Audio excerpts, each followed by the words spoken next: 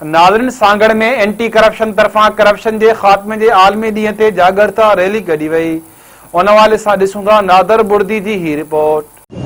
नाज़रीन, अॼु सॼे मुल्क में करप्शन जो आलमी ॾींहुं मल्हायो पियो वञे। उन हवाले सां सांगड़ में बि मुख़्तलिफ़ डिपार्टमेंट पारां करप्शन जे आलमी ॾींहं जे हवाले सां जेकी आहे रैली कढी वई आहे। रैली जेकी आहे हिन वक़्तु सांगड़ सिर्फ़ प्रेस क्लब पहुती आहे। अचो त हिननि सां ॻाल्हि ॿोल थींदो करप्शन जे आलमी जे हवाले सां हुनजो छा चवणु आहे। कम्युनिटी सां गॾु असांजो पूरो पाकिस्तान इन particular district Sanghar anti corruption day observe करे रहियो आहे। उन कनेक्शन में सेमिनार भी थी गुज़रियो डिस्ट्रिक्ट काउंसिल में। वो असां रैली कढी आहे त जीअं माण्हुनि खे आगाही ॾी सघिजे ऐं हिन मुसीबत खे कीअं ख़तमु करे सघिजे।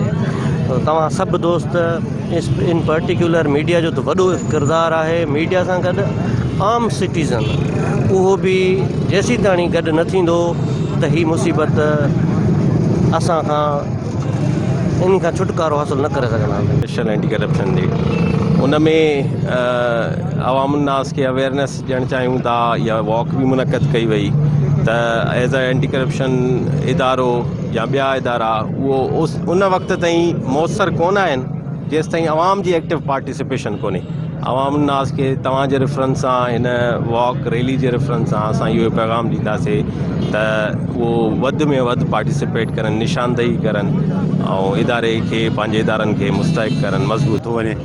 असांजे ज़िले सांगड़ में हिकु ख़ुसूसी सेमिनार थियो जंहिंमें टोटल डिपार्टमेंटनि जा officer, head of the districts plus civil society जा माण्हू ऐं नोटेबल सभु असां गॾु थी हिन ते काफ़ी बहस मुबाहिसो थियो, सेमिनार थियो। वाइदो वचन इहो थियो त करप्शन जे नासूर खे हेठां खां वठी मथां ताईं ख़तमु करण जी कोशिशि कबी ऐं इनशाला हिन में तव्हां दोस्तनि जी साफ़िन जी असां सां हमदर्दी रही थी, उहो नासूर ख़तमु थींदो।